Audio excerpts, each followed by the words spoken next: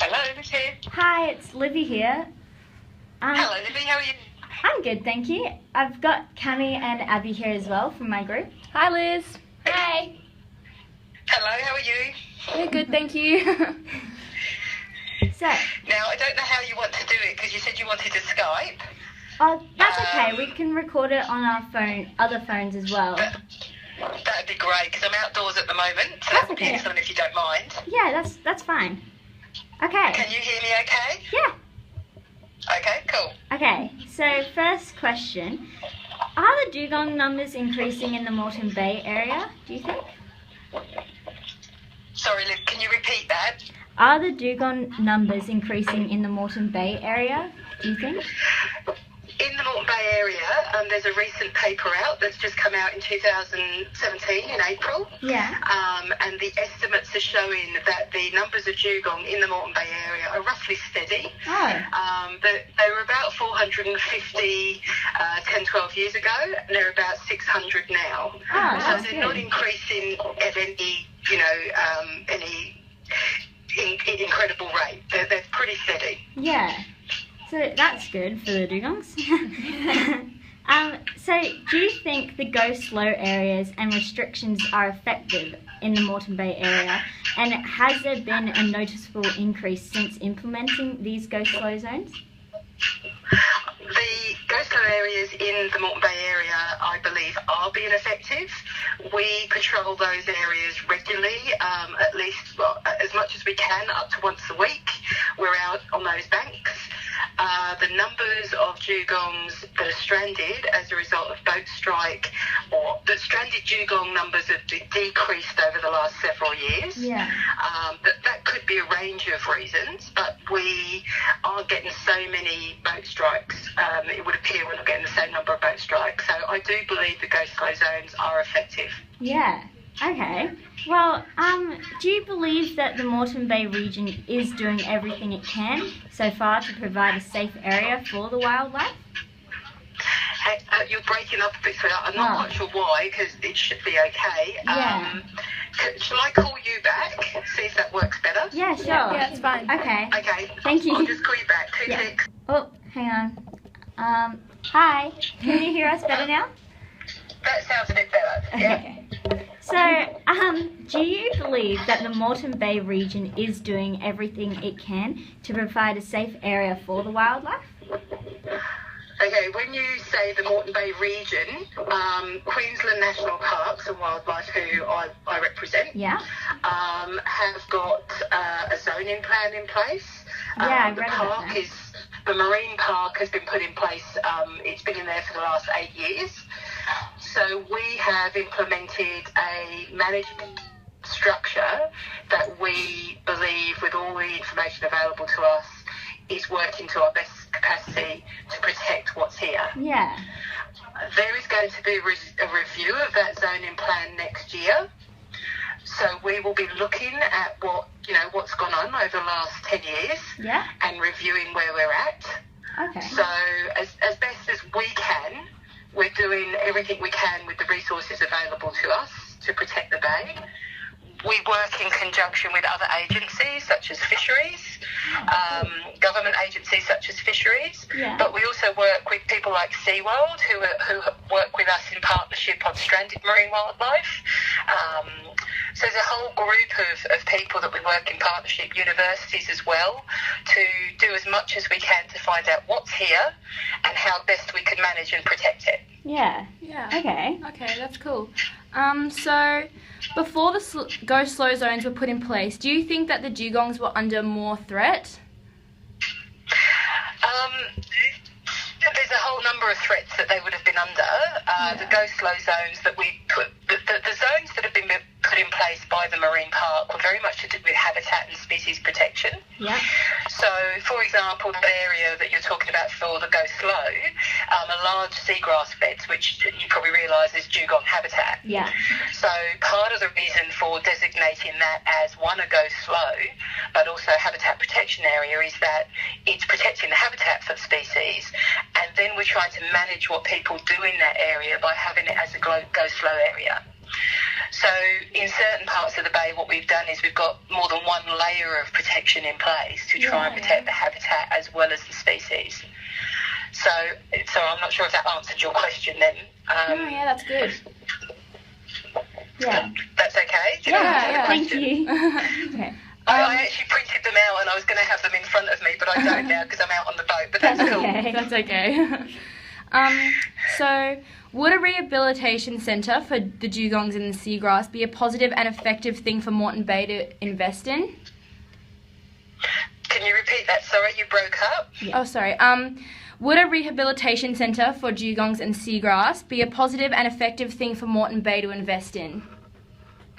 So I heard positive and effective seagrass. What was the first one? Do you think that a rehabilitation centre for dugongs and seagrass would be an effective thing for Moreton Bay to invest in? Sorry, babe, I didn't get the first part again. So do you think a rehabilitation centre for dugongs and seagrass would be a positive thing for Moreton Bay to invest in? Yeah, okay, the rehabilitation zone that you had on your map. Yeah. Yeah, You're referring to? Yeah, okay. I do. That's sort of a personal point of view. If we were looking to totally protect dugong from potential boat strike and impacts of vessels, then you could look at it would almost be a no-go area. That's sort of what you're looking at. Yeah. But marine parks are a little bit different to national parks in that we manage a marine park for multiple use. So when we designate marine parks, it's not an absolute necessarily exclusion zone for anybody to go in unless the species are really at risk. Yeah. And in an area like Moreton Bay, which is so close to a capital city, to have an absolute no-go zone for anybody to enter would be very difficult for us to police. And there'd be a lot of people, for example, in a kayak that don't really pose any threat to dugongs and sea turtles in those areas, and it would almost be a shame to exempt them from there. Yeah. So we sort of manage these areas as best we can for the public amenity use as much as species and habitats. Yeah. Okay. So whilst it would be a great idea, it would be very difficult for us as a government agency to get that through the system. We have to consult with community over these things. And, the community, there'd be some that would be in favour, but there would be a lot that would be against. Yeah. So that's the issue that we face. So in an ideal world, you may have areas, and that can happen, but you would have to have a lot of evidence in place to say that the species is under great and grave threat. Yeah. Yeah. Okay. Yep. Okay, so are many members of the public aware that dugongs are vulnerable to extinction through human activity? We do as much as we can to raise public awareness, as do other government agencies and not-for-profit agencies. I guess you and I are probably part of an initiated world where we are interested. My own kids at school, when I talk to them about things, they say to me, you realise most people aren't aware. So I think the reality is that there are always more people that we can raise awareness with. And one way that we're trying to do that now is we have events at boat shows that we attend, but I'm also working very hard to engage with the community through schools. And I'm doing presentations and talks at schools whenever I can, as are some of the other rangers. So we through social media, through online websites, events, we do our best to raise the community's awareness. But with all these things, unfortunately, not everyone is aware. No. Yeah. Okay. For our project, what improvements do you think we could maybe make, to further benefit citizens, and the wildlife? So this is your, sorry, you broke up. This is your last question? No, we have a couple more questions. Oh, okay. Sorry, could you repeat it? I can't remember then. Yeah, of course. So for our project, what improvements do you think that we could make to benefit the citizens and wildlife in Moreton Bay? I think that on that one, start small. Start something that you believe you can make a difference in.